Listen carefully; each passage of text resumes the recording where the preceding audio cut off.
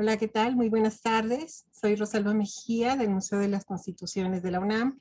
Les doy la bienvenida a esta primera charla del mes en este año, que hacemos gracias al apoyo de la Coordinación de la Universidad Abierta y de Educación a Distancia de la UNAM a través de sus plataformas digitales. Estamos transmitiendo en vivo por el canal de Facebook del Museo de las Constituciones. Muchas gracias por acompañarnos y les invito a dejarnos sus comentarios y preguntas en el chat que retomaremos al final de esta charla. Para quienes no conozcan el museo, se los presento. Se trata de un museo universitario localizado en el antiguo barrio universitario, en lo que era el antiguo templo del Colegio de San Pedro y de San Pablo, que fue el primer colegio jesuita en la Nueva España. Es un recinto histórico con más de 400 años de antigüedad, que entre su historia cuenta con haber sido la primera sede parlamentaria del México independiente. Por ejemplo, aquí se promulgó la Constitución de 1824 y trabajó el Poder Legislativo Nacional hasta 1828, año en que mudó de sede. Esta razón, el haber sido la primera sede legislativa de México después de su independencia, es por la que el Museo de las Constituciones se encuentra aquí y fue inaugurado en el año de 2011. Tiene como una de sus tareas divulgar este es el interior del museo, y tiene como una de sus tareas divulgar la historia constitucional de México y también divulgar los derechos constitucionales, entre los que se encuentran pues, los derechos humanos y otros muchos como los derechos laborales que están contenidos en los 136 artículos de nuestra Constitución y que han sido resultado de la evolución precisamente de esta historia constitucional de México.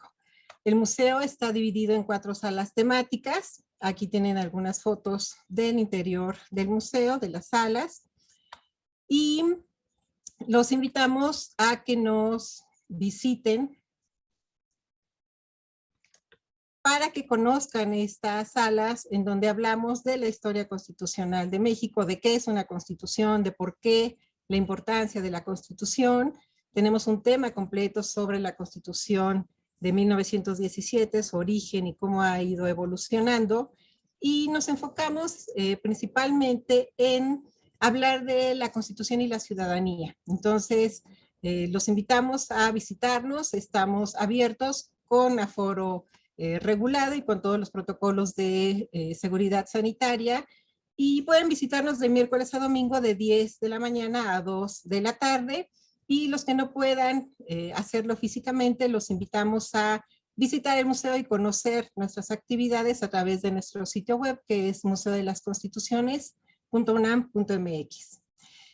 Y bueno, como parte de esta historia constitucional, del estudio de esta historia constitucional, cada mes de febrero, que es el mes de la Constitución, hacemos una exposición sobre precisamente el 5 de febrero. Y en esta ocasión tenemos una exposición digital que titulamos 5 de febrero, ¿qué celebramos? ¿Por qué hay que celebrar este documento constitucional? Los invito a conocer la respuesta en una exposición digital que tenemos en nuestro sitio web para que la exploren. Tenemos infografías, algunos videos que pueden ampliar su conocimiento sobre la Constitución del 5 de febrero y tener elementos para reflexionar sobre la importancia de celebrar que tengamos un documento constitucional. Entonces, estando en el mes de febrero, mes en el que se cumplieron 105 años que se promulgó la Constitución de 1917, que es la Constitución vigente, pues la charla del museo la dedicamos precisamente a revisar la historia de nuestras constituciones. Y en esta ocasión vamos a revisar las aportaciones de las constituciones de 1824, 1857 y la de 1917 en materia de derechos y garantías. Y para ayudarnos a hacer esta revisión y explicarnos cómo fueron evolucionando los derechos y las garantías en estas 3 constituciones, tenemos el gusto de contar nuevamente con la presencia del doctor Eduardo Alejandro López Sánchez, que es investigador de la Unidad Académica de Estudios Regionales de Jiquilpan de la UNAM, a quien agradezco su presencia. Alejandro, muchísimas gracias por estar de nueva cuenta con nosotros, es un gusto tenerte aquí y platicar contigo precisamente sobre estos temas constitucionales. Bienvenido. Hola, muchas gracias. Muy buena tarde. En primer término, pues bueno, agradecer a nuestra estimada Gabriela Breña, directora, y a ti, Rosalba, por este impulso del Museo de las Constituciones de la Coordinación de Humanidades de la UNAM, en donde, bueno, es una charla mensual que obviamente me invitan por segunda ocasión y con mucho gusto. Gracias, Alejandro. Pues permíteme hablar sobre ti. Vamos a leer una semblanza tuya para que nuestro público conozca cuál ha sido tu trayectoria profesional y después empezamos con la charla, ¿te parece? Adelante, por supuesto, como Gracias. ustedes indiquen. Nuestro invitado realizó estudios de Derecho en México y España, con especialidades en Derechos Humanos y Libertades Públicas. Ha escrito y coordinado diversas publicaciones y también ha desempeñado actividades docentes en algunas universidades del país. Ha participado en diversos cuerpos colegiados de instituciones académicas universitarias, como el Instituto de Investigaciones Jurídicas y la Oficina del Abogado General de la UNAM. Fue secretario de Estudio y Cuenta en el Tribunal Electoral del Distrito Federal y en la Comisión Nacional de Derechos Humanos encabezó la Dirección de Sistematización Jurídica y el Programa de Atención a Víctimas del Delito llamado Províctima. Actualmente es, como comenté, investigador de la Unidad Académica de Estudios Regionales de la Coordinación de Humanidades de la UNAM, con sede en Jiquilpan, Michoacán. Doctor, pues muchas gracias. Antes de iniciar la charla, quiero recordarle a las personas que nos ven a través de Facebook que pueden dejar sus preguntas y comentarios en el chat y al final de la charla la retomaremos para contestarlas. Entonces esa sería la dinámica de nuestra charla. Y pues bueno, empecemos, Alejandro, entremos en materia. Para hacer este repaso por las principales constituciones de México, pues iniciemos con la de 1824. Sin duda, cada constitución responde a su tiempo histórico y a los intereses de quienes participaron en su redacción.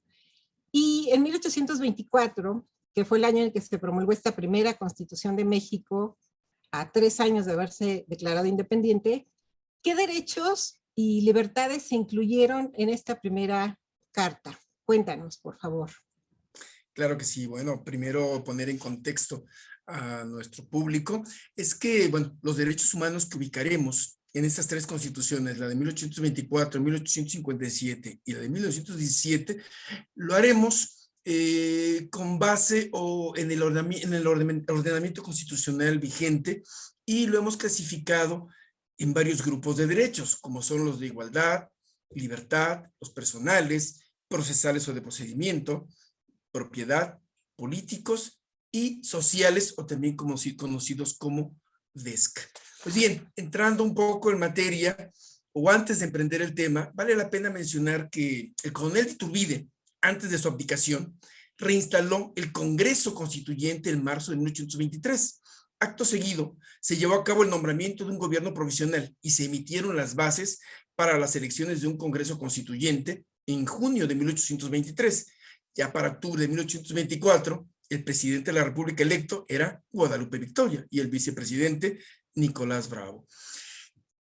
El segundo Congreso Constituyente se instaló en noviembre de 1823 y en enero de 1824 se aprobó, antes de la Constitución, se aprobó el Acta Constitutiva de la Federación Mexicana, que contenía 36 artículos, que se dividían en forma de gobierno, religión, división de poderes, poder legislativo, en fin, otras particularidades. Únicamente haremos referencia, o bueno, más bien este documento hizo referencia a algunos derechos y libertades de la manera siguiente.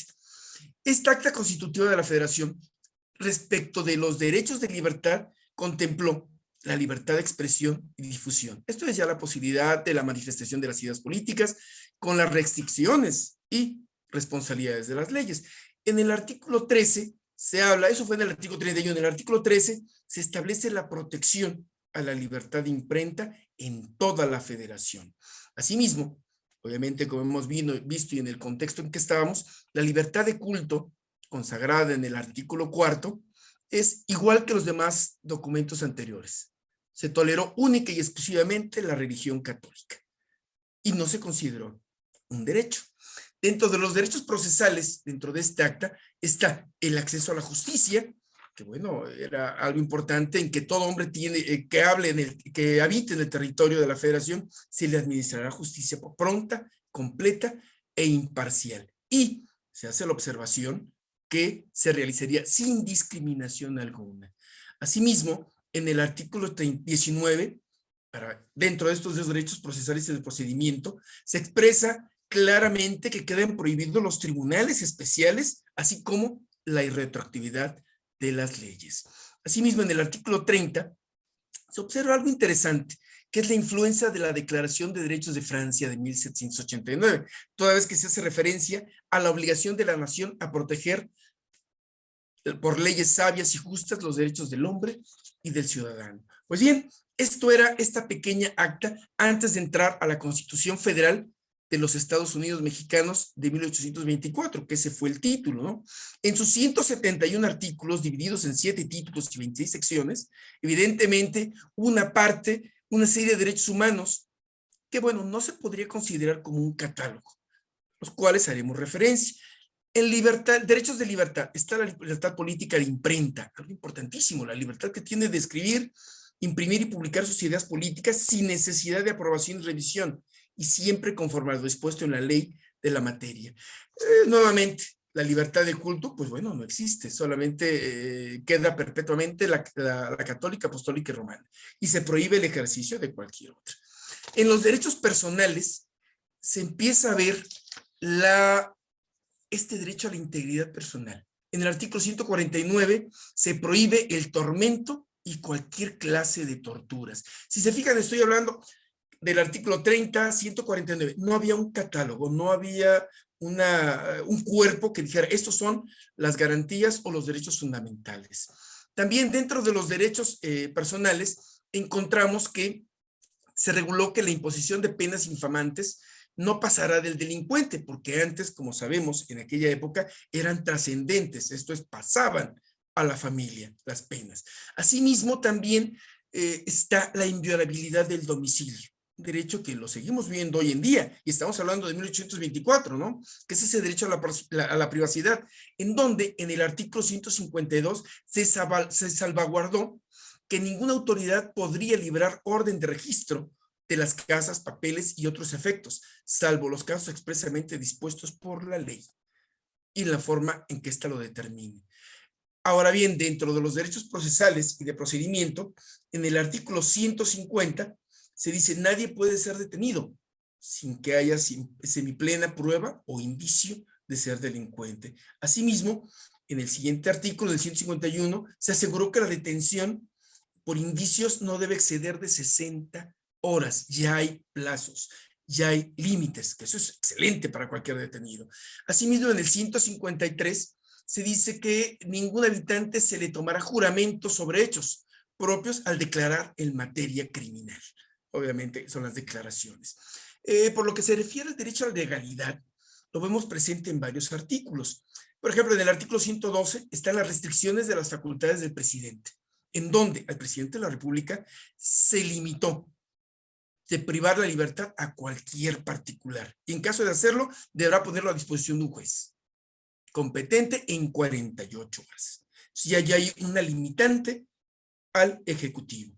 Como tú mencionabas hace un momento, como comentario, la Constitución son los límites que hay al poder ejecutivo, al poder legislativo, y evidentemente, como lo veremos más adelante, lo que hacen los tribunales. En el artículo 158 se reguló la prohibición de toda ley retroactiva.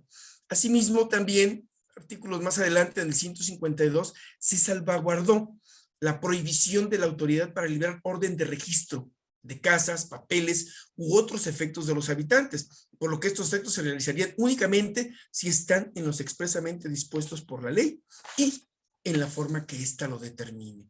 En lo de impartición de justicia, en el artículo 156 se regula el derecho a resolver las diferencias y controversias a través de jueces y árbitros. Asimismo, se cuidará o se consignó que se cuida que la justicia se administre pronta y cumplidamente por el Poder Judicial y sus sentencias sean ejecutadas según las leyes.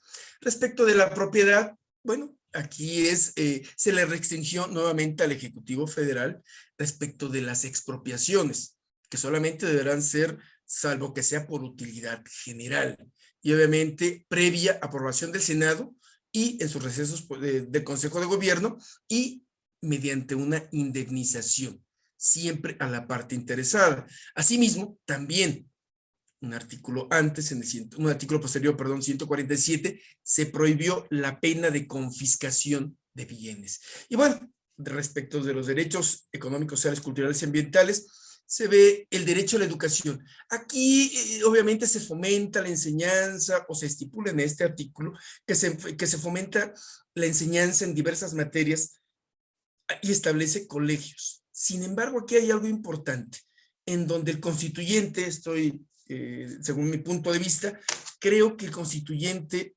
consideró que la educación dentro de una población que forma parte de una nación emergente era importante. Obviamente estaba naciendo prácticamente nuestra nación y la educación era importantísima. Y bueno, a final de cuentas, si se da, como vimos, el acta y la constitución son del mismo año y hay mucho parecido entre ellos. Quizá el acta es muy corta, pero la constitución es mucho más amplia. Asimismo, bueno, a final de cuentas, como es sabido, el presidente Antonio López de Santana, en 1835, convoca al Congreso y posteriormente desapareció esta primera Constitución de México de 1824 y por ende a la República Federal y la sustituyó por las leyes constitucionales y el Estado centralista de 1836, que aquí cabe destacar que la época centralista de alguna manera tuvo muchísimas aportaciones a nuestra historia constitucional.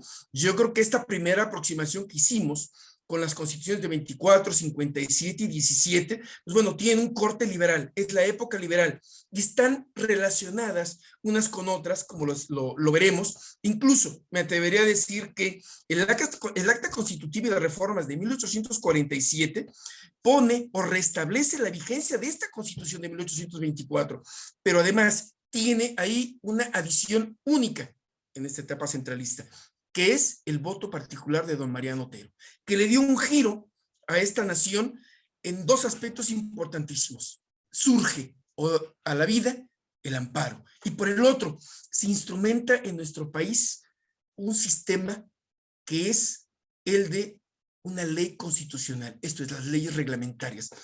Obviamente, Mariano Otero tiene muy claro que tener un derecho humano, un derecho fundamental, plasmado en la Constitución, pues sí, pero puede quedar como letra muerta. Necesita una ley que lo instrumente. Entonces, ahí, precisamente en esa acta constitutiva de reformas centralista de 1847, surge esta situación. Pues bien, una vez que hice este pequeño comentario de lo que son prácticamente la etapa centralista y que todos los documentos de esta época son importantísimos.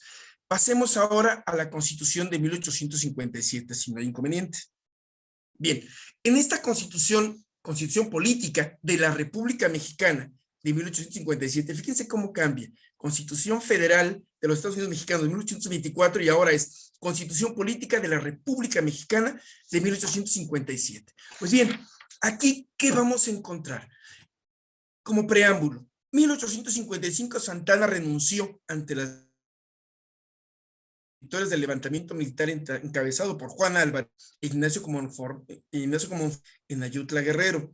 Luego entonces, Ignacio Comonfort, en su calidad de presidente sustituto de la República Mexicana, decreta esta Constitución de 1857, que fue promulgada el 5 de febrero y entró en vigor el 16 de septiembre del mismo año. Constó de 128 artículos divididos en 8 títulos. 29 artículos fueron los preceptos que este constituyente destinó a los derechos del hombre. Fíjense cómo empieza ya a haber un parecido con la Constitución del 17.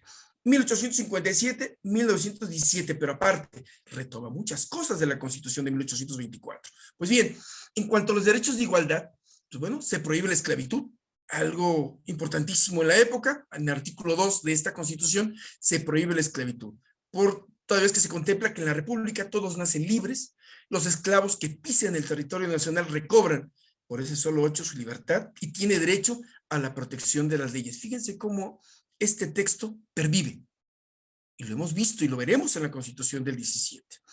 Asimismo, dentro de los derechos de igualdad encontramos la igualdad ante la ley. En el artículo 12 se hace referencia a que no hay ni se reconocen en la República títulos de nobleza, ni prerrogativas, ni honores hereditarios. Solo el pueblo legítimamente representado puede decretar recompensas de honor de los que haya prestado o prestar servicios eminentes. Fíjense cómo también esto pervive. Pervive hoy en día. Ahora bien, también en el artículo 13 regula de manera muy particular que ninguna persona ni corporación puede tener fueros, ni gozar emolumentos. Evidentemente, esto va muy acorde con el derecho de igualdad, pero también la ley va a fijar excepciones a ello.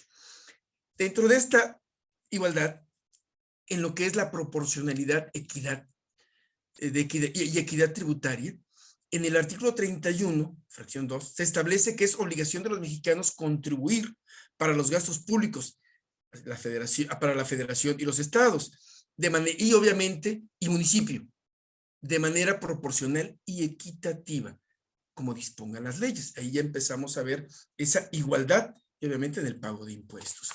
En los derechos de libertad, encontramos aquí algo muy importante que lo veremos en la Constitución del 17. En el artículo 4 se determina que todo hombre es libre para abrazar profesión, industria o trabajo que le acomode, siendo útil y honesto, y para aprovecharse de sus productos. Asimismo, el artículo 5, por favor, pido especial atención porque esto lo veremos en la Constitución del 17 y la importancia que tiene. En el artículo 5 se consigna que nadie puede ser obligado a prestar trabajos personales sin la justa retribución y sin su pleno consentimiento. La ley no puede autorizar ningún contrato que tenga por objeto la pérdida o el irrevocable sacrificio de la libertad del hombre, ya sea por causa de trabajo. Tampoco puede autorizar convenios en los que el hombre pacte su proscripción o destierro. También aquí es importante destacar que en el artículo 3 se prevé la excepción a esta libertad, toda vez que la ley determinará qué profesiones necesitan título para su ejercicio y con qué requisitos se deben expedir. Si se fijan, es obviamente a de libertad de trabajo, cuando te piden, evidentemente, un título, pues es una excepción que tiene o que exige la ley y que va acorde con la norma. En lo que toca a la libertad de expresión y difusión, en el artículo 6 se consigna que la manifestación de las ideas no puede ser objeto de ninguna inquisición judicial o administrativa, sino en el caso de que ataque, fíjense cómo pervive, la moral, los derechos de terceros o provoque algún crimen o delito o perturbe el orden público. Fíjense cómo sigue perviviendo. Asimismo, en el siguiente artículo se protege la libertad de escribir y publicar escritos sobre cualquier materia. Ninguna ley ni autoridad puede establecer la previa censura, ni exigir fianza a los autores o impresores, ni coartar la libertad de imprenta, que no tiene más límites que el respeto a la vida privada, volvemos otra vez, la moral y la paz pública.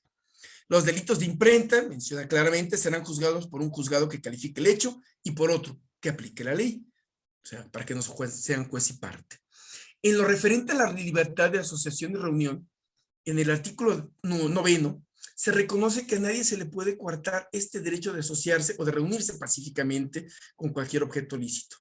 Vemos nuevamente cómo eso pervive. Lo seguimos viendo ahora. Obviamente, ninguna reunión hermana tiene derecho a deliberar. Aquí veremos una excepción en los derechos políticos, más adelante.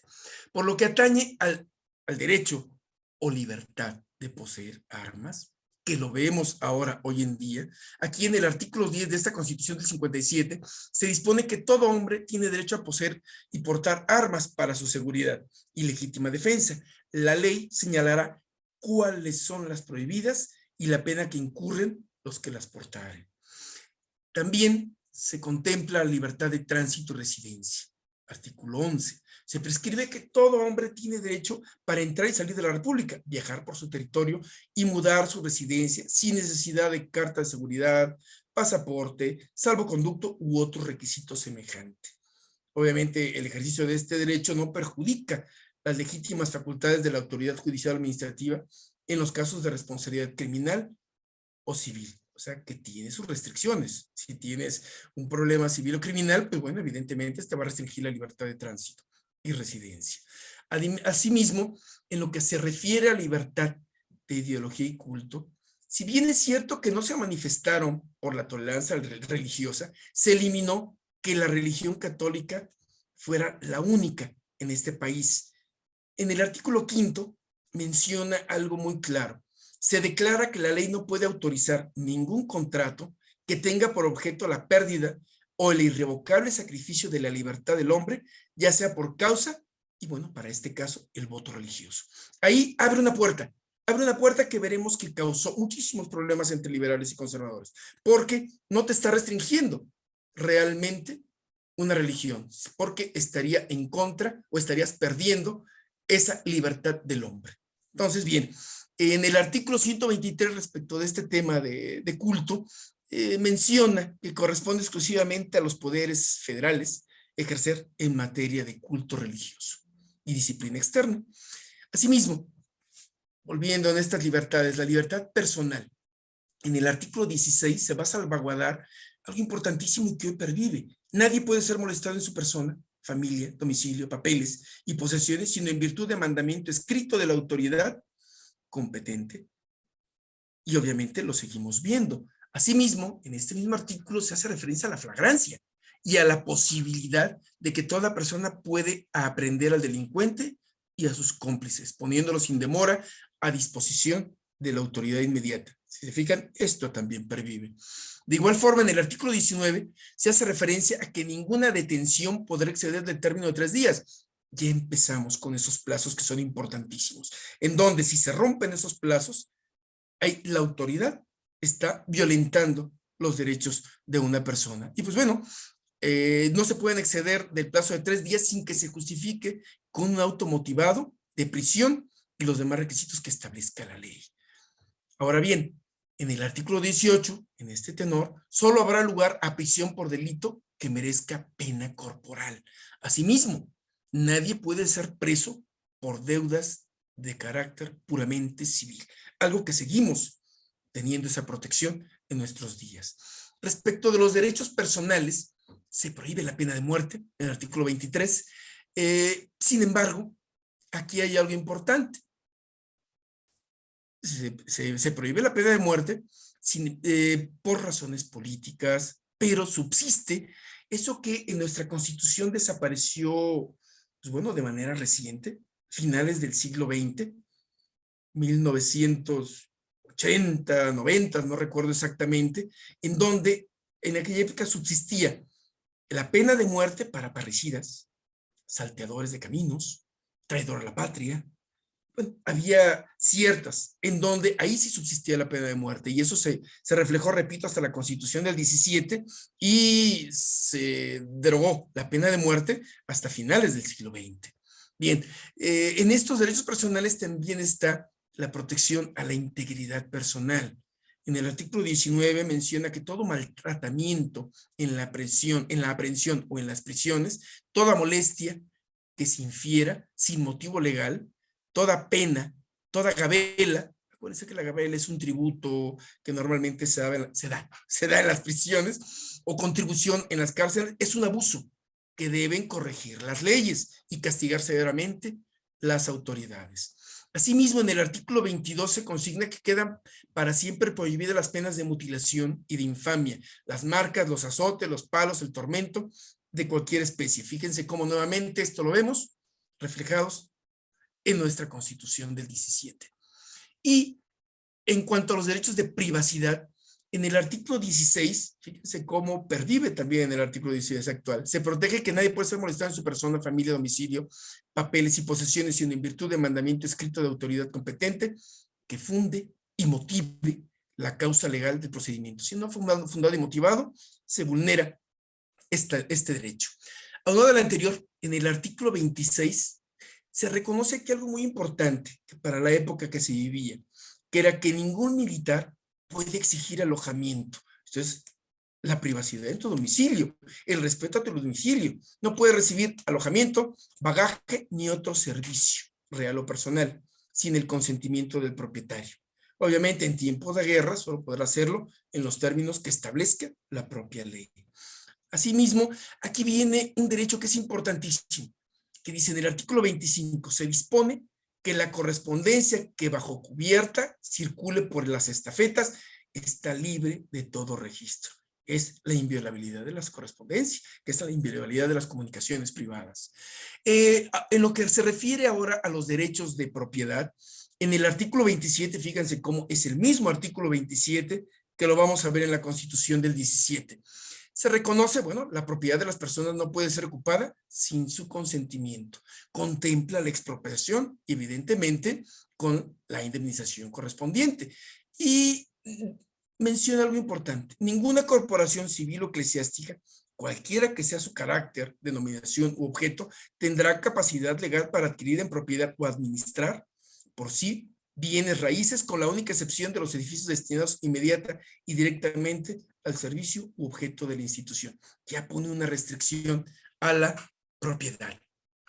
En los derechos procesales y de procedimiento, bueno, aquí vemos lo mismo que pervive hoy en día, el derecho de petición en el artículo 8. Es inviolable el derecho de petición ejercido por escrito de una manera pacífica y respetuosa. A toda petición debe recaer un acuerdo escrito de la autoridad a quien se haya dirigido. Asimismo, en el artículo 35, dice, son prerrogativas del ciudadano ejercer en toda clase de negocios el derecho de petición, con la excepción de que en materias políticas solo pueden ejercerlo los ciudadanos de la República. Ahí hay una excepción. En lo que se refiere a lo que hoy denominamos derecho a una tutela judicial efectiva, pues bueno, en el artículo 17 se prescribe que los tribunales estarán siempre expeditos para administrar justicia. Esta será gratuita, quedando en consecuencia abolidas las costas judiciales.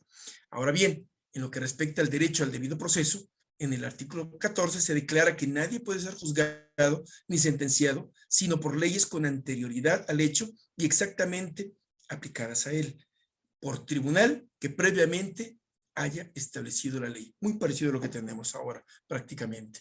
Y en lo que toca al derecho de legalidad, en el artículo 16 se salvaguarda que nadie puede ser molestado, obviamente, como he dicho, en su persona, pero suavemente por mandamiento escrito de autoridad competente y que obviamente esté fundado y motivado la causa legal del procedimiento. Ahora bien, también con relación a este derecho, en el artículo 14, dice que no se podrá expedir ninguna ley retroactiva. Pues bien, hice una compilación de lo que son los derechos que hoy conocemos como del detenido, imputado y sentenciado. Y lo pone básicamente en el artículo 20 en 5 fracciones, que se refiere a que, bueno, que se le haga saber el motivo del procedimiento y el nombre del acusador. 1. 2, que se le tome su declaración preparatoria dentro de 48 horas. Fíjense qué importante es estos derechos que puede tener el detenido, el imputado. Y otro derecho más, que es que se caree con los testigos, importantísimo. Otro más, que se le faciliten los datos que necesite y consten en el proceso. Que eso es algo importantísimo tanto para la persona que está privada de la libertad como sus abogados, que conozca, que tenga los elementos. Y un quinto, que es que se le oiga en defensa por sí o por persona, y ahí es donde aparece el defensor de oficio, que debe de tener un abogado, que eso es importantísimo. Asimismo, también regula que la aplicación de las penas será exclusiva de la autoridad judicial. La política y administrativa solo podrán imponer como corrección hasta 500 pesos de multa o hasta un mes de reclusión. Pero evidentemente separa perfectamente que los tribunales son los únicos que impartirán justicia, en este caso penal.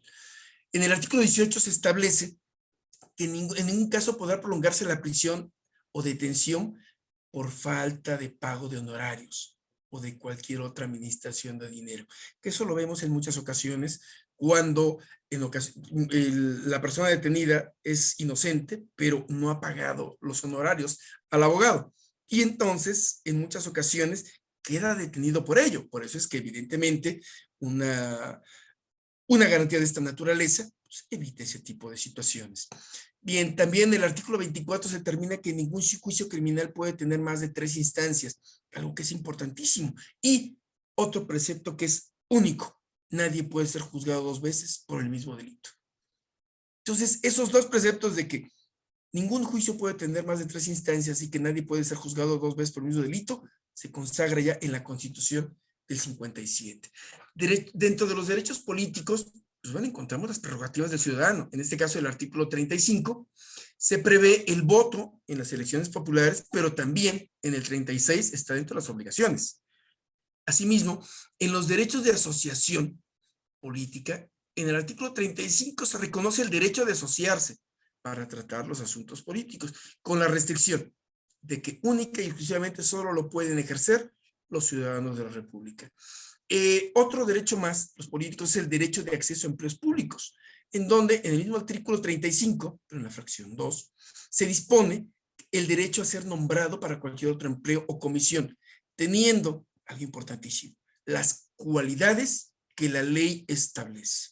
Pues bien, dentro de los derechos económicos, sociales y culturales, pues bueno, el derecho a la educación, en el artículo 3, que también un punto importante para nuestro comentario a la Constitución del 17. Se prescribe la enseñanza es libre y por ende la libertad de enseñanza. En el artículo 5 se salvaguarda que la ley no puede autorizar ningún contrato que tenga por objeto la pérdida o revocar el sacrificio de la libertad del hombre, en este caso para la educación. Es importante mencionar que esta Constitución del 57, a nuestro juicio, introdujo, si se dieron cuenta, una sistematización y actualización de derechos fundamentales. Hay un catálogo, los primeros 29 artículos. Reconoció el derecho al trabajo, a la asociación, al libre tránsito, y de alguna manera podemos decir que es una actualización a la Constitución de 1824. Como sabemos, esta Constitución del 57 sobrevivió al embate de liberales y conservadores. Algunos miembros del clero y del ejército promovieron levantamientos armados, lo que dio a la postre inicio a la guerra civil conocida como Guerra de Reforma, de 1858 al 61. Aquí es importante mencionar que esta Constitución de 57 es considerada moderada. Sin embargo, no dejó satisfechos ni a conservadores ni a liberales. Para unos era excesiva y para otros era insuficiente. Y bueno, como es sabido, el 30 de noviembre de 1861, aquí lo que comentaba en un principio, 30 de noviembre del 61 surge la ley orgánica reglamentaria de los artículos 101 y 102, que es la ley de amparo, que esto obviamente viene, como decía antes, del acta constitutiva de reformas de 1847, del voto particular de Mariano Otero, y bueno, ahora la Constitución del 57 surge con la ley reglamentaria del 101 y 102. Y pues bueno, al final de cuentas es un gran paso que dio nuestro país y que es pionero también con el amparo. Mucho lo compara con el habeas corpus y demás, pero son diferentes instituciones. Pues bien, ya entrando a nuestro tercer instrumento constitucional, la Constitución política. ¿Me ¿Sí? permites hacer unos comentarios? Claro. Antes de brincar de siglo. Claro que sí. Gracias. Primero agradecemos los comentarios y las felicitaciones que tenemos en el Facebook. Les invito a seguir participando con nosotros en esta charla, con sus dudas y sus comentarios. Y solo para retomar, Alejandro, antes de pasar al siglo XX,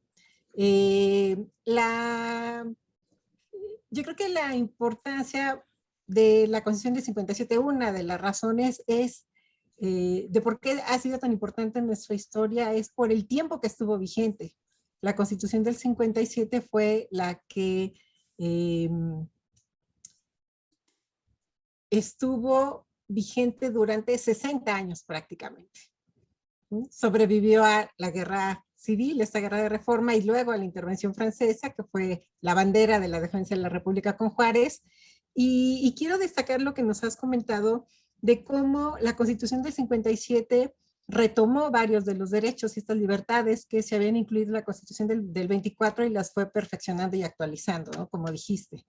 Y sobre todo, esta relación, estos comentarios que has hecho, este vínculo que has hecho de esos derechos que se fueron ampliando o se fueron actualizando y que sin duda siguen presentes en nuestros días y que siguen siendo materia de controversia incluso constitucional, ¿no? O de resoluciones de la Corte. Por ejemplo, en lo que has hecho énfasis, el tema de la impartición de justicia, en las noticias que vemos actualmente sobre esta necesidad de hablar y de establecer los criterios en cuanto a la prisión preventiva, ¿no? Que es todo un tema muy delicado por lo que conlleva de posible vulneración o violación de los derechos de las personas, ¿no? Son temas que se siguen tocando en la actualidad y que sin duda es importante que la gente los conozca y sobre todo que pueda a través de su conocimiento exigir el respeto de esos derechos. Siguiendo este recorrido en la historia, pues la Constitución del 57, en los 60 años que estuvo vigente, tuvo varias reformas. Y todas esas reformas, vamos a ver, que tuvieron su permanencia cuando se trabaja en el siguiente proyecto constitucional fundamental de nuestra historia, que es la Constitución de 1917. Entonces, Alejandro, continuamos entonces con esta narración tan interesante y a los 105 años que acaba de cumplir esta Constitución promulgada en 1917, ¿por qué podemos decir que es importante en materia de estos derechos? Bien, aquí es, ¿qué va a pasar con la Constitución de 1917? Como se habrá notado, hice mucha referencia que la Constitución del 57, muchos preceptos están en el 17. Pues bueno, esta Constitución del 17 amplió, mejoró, hizo algunas modificaciones a la del 57, pero aquí hay algo importante que debemos mencionar. Con el triunfo de los liberales, la Constitución del 57 permaneció como ley fundamental hasta por la promulgación del 5 de febrero y entrada en vigor 1 de mayo de la Constitución de 1917. El 14 de septiembre de 1916, el primer jefe del ejército constitucionalista, encargado del Poder Ejecutivo de la República, Venustiano Carranza, expidió las reformas a las adiciones del Plan de Guadalupe, con el propósito de convocar un Congreso Constituyente. Acto seguido, 5 días después, se expidió la convocatoria para elegir a los diputados y dar las bases mínimas para el funcionamiento del constituyente. Aquí nos encontramos 4 corrientes, si podemos mencionarlo así. Uno, los denominados jacobinos, que fueron partidarios de las reformas sociales, agrarias, laborales, que daban respuesta a las necesidades de los grupos sociales desprotegidos que participaban en el movimiento armado. Eran los radicales, la izquierda y sobre todo algo importante, adeptos al general Álvaro Obregón. Estaban como segundo grupo los renovadores o los denominados renovadores. Era el principal grupo que apoyaba al presidente Carranza, con formación intelectual, experiencia política, de tendencia liberal, maderista y probablemente autores del proyecto que presentó Carranza. Asimismo, estaban los denominados moderados, muchos de ellos de origen militar, proclives a Carranza, pero libres para la toma de decisiones. Y por último, los llamados equilibristas, que era una fracción de pensamiento flexible, sin posicionamiento ideológico, toda vez que tuvieron una escasa participación en la tribuna. O sea, a final de cuentas, tomaron decisiones, pero no participaron en la tribuna. Bueno, una vez que menciono estos 4 grupos, es importante decir que la corriente de los jacobinos logró convencer a los moderados, lo que le dio mayoría en el Congreso. Y entonces, aquí, desde mi punto de vista, 3 grandes. Vimos que la Constitución del 57 se actualizó, se modificó, se mejoró, se amplió a la del 17, pero hubo 3 grandes rubros que, desde mi punto de vista, uno de los que más participó fue el general Francisco Múgica, J. Múgica. Me tocó escribir un poquito sobre él y bueno, me atrevo ahora a comentar este punto. Primer punto, la educación. Múgica logró plasmar en el artículo 3 sus ideas. Propuso que la educación fuera laica e impartida por el Estado. Obviamente, él desde pequeño o desde muy joven se consideraba enemigo del clero. Obviamente, ya abierto el debate, Múgica declara su anticlericalismo y hay un autor, Ramírez Reynoso, señala que Múgica tenía la preocupación de alejar a las escuelas del patronato de las instituciones religiosas. Aquí he de mencionar algo. El general Múgica realizó sus estudios en una escuela del clero, y él siempre se portó reacio a ello. Fue expulsado, pero bueno, varias personas intervinieron por él y logró terminar sus estudios. Entonces, bueno, él ahí tenía esa posición. Y bueno, al final de cuentas se logró que la enseñanza fuera ajena a toda creencia religiosa, que la enseñanza transmitiera la verdad y desengañara del error, inspirándose en un criterio rigurosamente científico. Obviamente Múgica tuvo un trabajo arduo, pero era separar o en un momento dado que la educación fuera impartida por el Estado. Un segundo punto que también fue muy importante fue los derechos de trabajo y sociales. Aquí, ¿por qué les dije que tuviéramos muy en cuenta el artículo 15 de la Constitución del 57? Porque el artículo 5 se convirtió en el 123 de la Constitución del 17, en donde se habla de trabajo y de la previsión social. En este artículo 123 se establece que el Congreso de la Unión, las legislaturas de los estados deberán expedir las leyes sobre el trabajo, fundadas en las necesidades de cada región, las cuales regirán el trabajo de los obreros, jornaleros, empleados. Aquí también en el artículo 5 del 57 se habla más bien se planteó su concepción de hacer una ley obrera en favor de los trabajadores. Y bueno, al final de cuentas surge la ley laboral de la Revolución Mexicana, como es la Ley Federal del Trabajo, que también gracias a Mariano Otero, que expresaba que requería cada derecho humano una ley reglamentaria, pues bueno, se fue dando. Bien, para esto me gustaría tocar, fueron 30, es muy largo este artículo 123, pero me gustaría tocar nada más unos cuantos que creo yo dieron pauta por las circunstancias que se vivió en el movimiento, o en el movimiento de revolución, en donde, bueno, uno, duración de la jornada máxima de trabajo de 8 horas, que era algo importantísimo, algo que se vulneró durante mucho tiempo. Otro punto era las mujeres durante los 3 meses anteriores al parto, que no realizaran trabajos físicos que exigieran esfuerzo. Es un logro enorme. Otro más que me llamó la atención es, a trabajo igual corresponde salario igual. Otro más, que los empresarios serán responsables de los accidentes de trabajo, fíjense qué importante, y de las enfermedades profesionales sufridas con motivo del ejercicio o el trabajo, el ejercicio de la profesión o el trabajo, que eso es algo que no se hacían responsables. Entonces ahí ya vemos un gran avance, que era los accidentes de trabajo.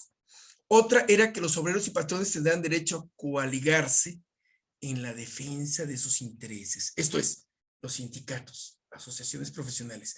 Ahí Múgica tuvo un papel importantísimo, porque además de la educación, él quería eso, que se permitiera y no se persiguiera a estos sindicatos.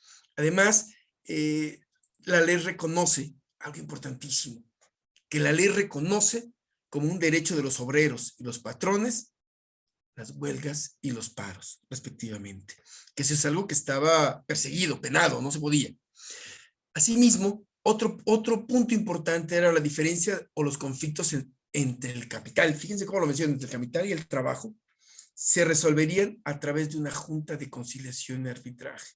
Fíjense cómo todo va y desencadena y lo seguimos teniendo, ¿no?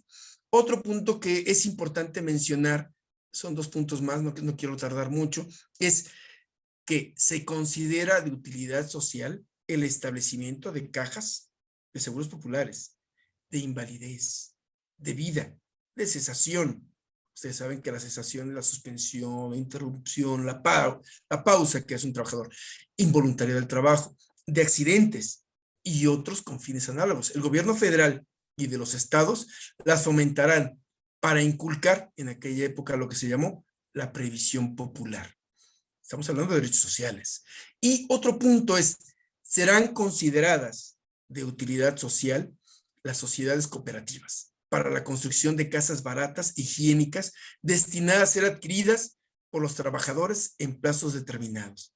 Y evidentemente, eso lo vemos hoy en día y que, bueno, son seguridad social que requiere todo trabajador. Y bueno, otro, y por último, un punto de los importantes, ya vimos el de la educación, ya vimos el del trabajo, y ahora vamos al de la propiedad.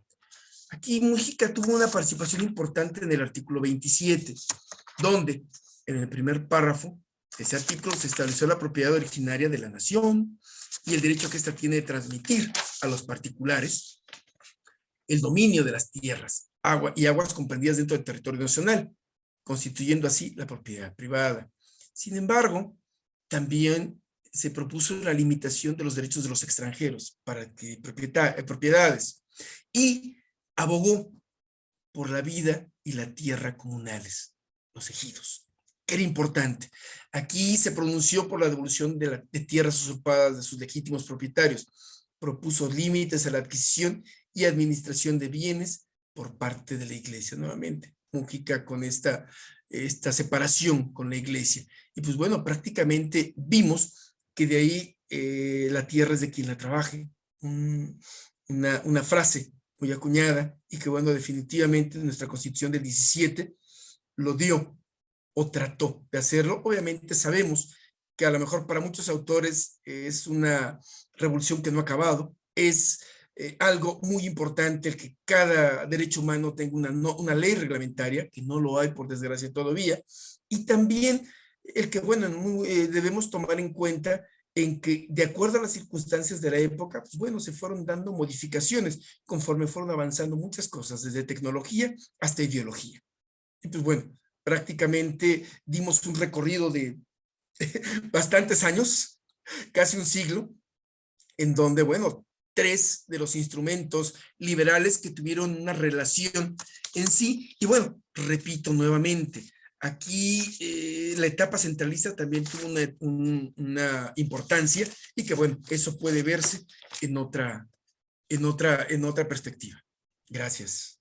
Gracias, Alejandro. Sí, en efecto fue un repaso rápido, centrado en estos derechos y en estas libertades, pero que gracias a tu explicación nos permite ver un hilo conductor, ¿no? De estas libertades y estos derechos que van apareciendo en estas cartas constitucionales y que se van actualizando y consolidando ya con la Constitución del 17. En estos 105 años que cumple la Constitución, pues ha acumulado más de 700 modificaciones, llámese adiciones, abrogaciones de artículos, reformas incluso a nivel de redacción de algunos de los artículos y otras que son propiamente reformas. ¿Tú, en tu opinión, dirías que se trata de otra Constitución ya a 105 años? Bueno, aquí voy a expresar mi particular punto de vista, y es que, bueno, yo sé que nuestra Constitución ha subido 700 entre adiciones, modificaciones, abrogaciones, pero algo importante, eh, el reconocimiento de derechos avanza. Y algo también que debemos tomar en cuenta es que el derecho está rebasado por la realidad. Y evidentemente es imposible ir a la par. Entonces, una constitución que se modifica es porque está viva, es porque requiere actualizarse. El crear otra constitución, yo aquí tengo mis reservas. ¿En qué sentido? El crear una nueva constitución se requiere un Congreso Constituyente. Convocar un Congreso Constituyente, que como están las cosas hoy en día, en la actualidad, creo que sería muy difícil. Muy difícil, y además que, pues bueno, quién sabe si logremos tener un constituyente como los del 17, ¿no?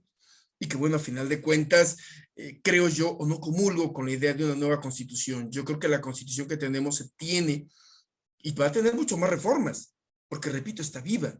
Simplemente pongo un ejemplo, los derechos que generan y que deben de tener restricciones las tecnologías de la información y las comunicaciones. No es porque tenga que hacerse otra constitución, no, tenemos un artículo que empieza a defender, pero hay muchas cosas que todavía no logramos legislar y penalizar que suceden. Entonces, bueno, creo yo que debemos trabajar en lo que tenemos, actualizarlo, ponerlo en el contexto actual. Gracias, Alejandro. Voy a leer unos comentarios de quienes nos están viendo a través de Facebook. Aarón López nos dice que la Constitución del 57 estuvo vigente hasta 1917 y fue una constitución liberal que en su mayoría de preceptos se retomaron precisamente en la Constitución del 17. Sí, de hecho, el proyecto de reformas que presentó Venustiano Carranza en el constituyente del 16 precisamente se basó en esta Constitución del 57.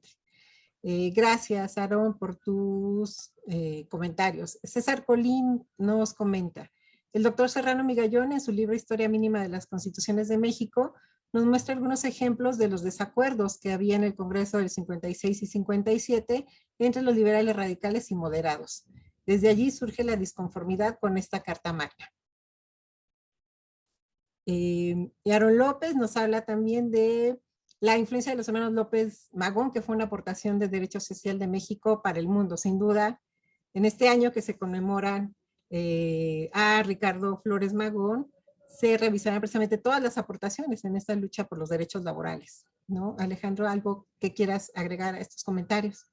Bien, aquí yo creo que algo importante y llama la atención era que para la Constitución del 17, el proyecto de Venustiano Carranza era modificado, obviamente, de la Constitución del 57, porque podría decirse que era una réplica. Y algo importante, no ganó el proyecto de Venustiano Carranza, ganó el proyecto de Álvaro Obregón, los adeptos de Álvaro Obregón, y entre ellos estaba Mújica, que obviamente tuvieron la posibilidad de estos tres comentarios que hice de educación, propiedad y tierra, realmente le dio y trabajo, perdón, le dio un giro. Por eso es que nuestra Constitución es precursora en los derechos sociales. Pero básicamente aquí vemos cómo el presidente de la República, pues no siempre tiene la razón. Y obviamente el adversario es el que a final de cuentas dio una aportación, que bueno, todos la dieron, ¿no? Pero de una aportación extra, como son los derechos sociales. Y bueno, al final de cuentas, en el 57, las diferencias, efectivamente, había muchísimas diferencias. Entre los mismos de una sola corriente había diferencias, por eso mencionaba en un momento dado que para muchos quedó corta y para muchos quedó realmente que reprimía mucho o era demasiado estricta. Y pues bueno, al final de cuentas, es tan difícil que un instrumento de esta naturaleza quede bien con todo el mundo, que bueno, a final de cuentas se busca, en un momento dado el constituyente, creo yo, busca que se tenga una conciliación con todas las fuerzas y que bueno, no puedes tener todo, pero tampoco puedes perder nada. Vas a tener esa representación y vas a tener esa posibilidad, ¿no? De expresarla y de manifestarla en algunos o modificaciones o adiciones. Así es, muchas gracias, Alejandro. César Colín agradece la ponencia y no es ninguna molestia, César, precisamente estamos aquí para aclarar sus dudas y atender sus comentarios. Nos pregunta, ¿qué recomendaciones se pueden hacer para estudiar el constitucionalismo decimonónico? Es la pregunta del millón. Bueno, yo creo que a final de cuentas, el constitucionalismo decimonónico, acuérdense que 19º, y bueno, ¿qué implica siglo XIX, no? A final de cuentas, siglo XIX, en donde tuvimos básicamente una historia constitucional que forjó lo que tenemos en el siglo XX, y que bueno, a final de cuentas, creo que algo que nos permite el estudio del constitucionalismo es no nada más ver a una corriente o al vencedor y al perdedor. No, yo creo que todos aportan. A final de cuentas, como he mencionado o he reiterado, las dos etapas, corrientes que había de liberales, conservadores, todos aportaron. Unos aportaron más, otros menos, pero todos aportaron. Y todas fueron aportaciones importantísimas. Y yo creo que la historia se tiene que ver desde un punto de vista en donde no caigas en el apasionamiento, sino que seas objetivo. En donde tanto unos como otros tuvieron sus razones para hacer, decir, promover, pero a final de cuentas, esas razones debemos tomarlas en consideración. Por eso es que no nos debemos casar con una corriente o con otra. No, tenemos que tener la objetividad de decir, bueno, cada uno aporta, cada uno provee, y a final de cuentas, de todo se logran cosas muy interesantes.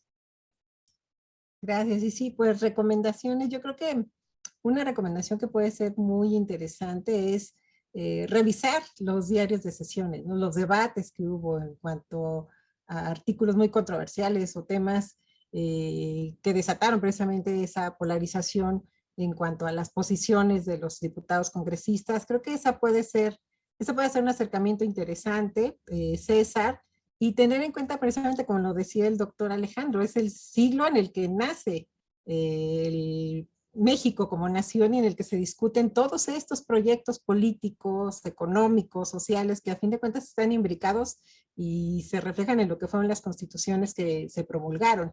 Y estamos hablando de una historia en la que hay por lo menos 7 textos, llámese constituciones o no, o cartas o bases o actas, que a fin de cuentas son el reflejo de las condiciones que vivía el país, ¿no? Retomando esta idea de una constitución es el reflejo de la sociedad, de los intereses de la sociedad de quienes la redactan, de los representantes de esta sociedad. Entonces sería interesante abordar esa historia constitucional echando un vistazo a esas discusiones, César. Otra Eh, cosa, uh-huh.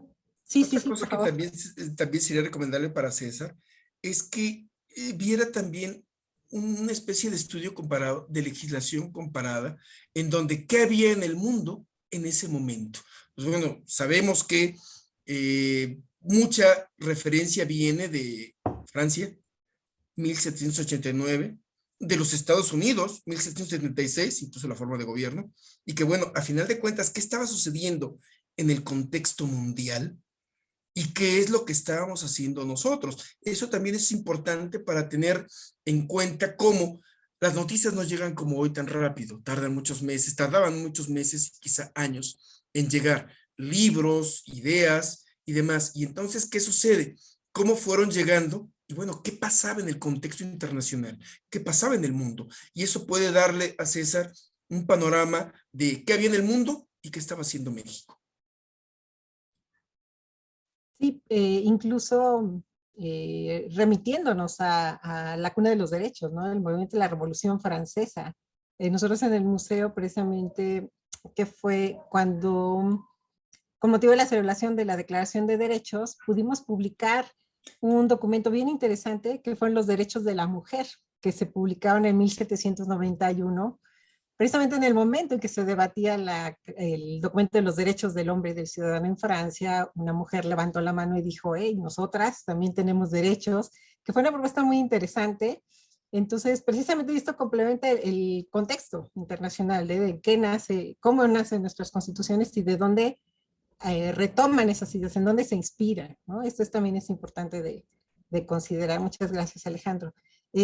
Finalmente, antes de despedirnos, agradecemos el comentario de Sergio Basurto, que nos felicita por la ponencia, que le resultó muy interesante. Pues muchas gracias, Sergio. Gracias a todos los que están del otro lado de la transmisión. Sin duda, ya comprometimos al doctor Alejandro para que nos acompañe en otra charla para hablar precisamente de este recorrido histórico por las otras constituciones o los otros documentos constitucionales que tuvo México en el siglo XIX. Y los invitamos a que el próximo mes nos acompañen en nuestra charla que va a tratar sobre las mujeres, a propósito de que el 8 de marzo es el Día Internacional de la Mujer. Seguiremos tratando en este museo temas relacionados con pues, la necesaria revisión del respeto de los derechos de las mujeres y la no violencia. Entonces, Alejandro, pues muchísimas gracias por estar con nosotros. Como siempre es un gusto tenerte aquí y siempre nos falta tiempo para seguir platicando sobre estos temas tan interesantes, sobre todo la forma en la que los explicas tan apasionadamente. Y pues nos seguiremos viendo en otra sesión. Muchas gracias a quienes nos acompañaron y los invito a que revisen nuestro sitio web y nuestras redes sociales para que se enteren de las actividades que haremos en las siguientes semanas. Que tengan muy buena tarde. Gracias, Muchas Alejandro. gracias. Y sobre todo, si me permites un segundo nada más, Claro, claro, claro. yo sé que hay muchos autores y mucha gente que escribe en materia de historia constitucional. Pues bueno, yo soy el más humilde de todos ellos y el que, bueno, espero que el poco conocimiento que tengo lo pude haber transmitido a todos, y agradezco nuevamente a nuestra estimada Gabriela Breña, a ti, Rosalba, por este espacio, y sobre todo algo tan interesante como es esta charla. Agradezco mucho y espero haber sido un poquito claro y que me pude expresar o transmitir mi pensamiento. Gracias. Pues precisamente eh, abundando en la respuesta a César y su interés por estudiar el constitucionalismo decimonónico, creo que coincidirás conmigo en que las lecturas del doctor Serrano Migallón son muy importantes en cuanto a las revisiones que ha hecho panorámicas de esta historia de las constituciones de México. También por ahí hay una compilación de la doctora Patricia Galeana sobre las constituciones. Creo que pueden ser lecturas para acercarse a este panorama de la historia constitucional de México. Claro, yo creo que también está Mario de la Cueva, está claro. don Alfonso Noriega Cantú, está el doctor José Luis Soberanes. Vamos, hay muchos que han escrito sobre o escribieron dentro de esta historia constitucional y que, bueno, son extraordinarios, tienen una visión, pues bueno, cada uno da su punto de vista. Yo he detectado algunas formas en donde don Alfonso Noriega Cantú dice una cosa y quizá no distinta, pero diferente a como lo ve Mario de la Cueva, ¿no? Entonces, bueno, al final de cuentas es verlo, ¿no? También, en fin, hay muchos autores que manejan esta temática. Así es, nuestros grandes abogados constitucionalistas, precisamente. Bueno, pues muchas gracias, Alejandro. Gracias a todos por acompañarnos y los vemos el próximo mes en nuestra siguiente charla del mes del Museo de las Constituciones. Que tengan buena noche. Hasta luego.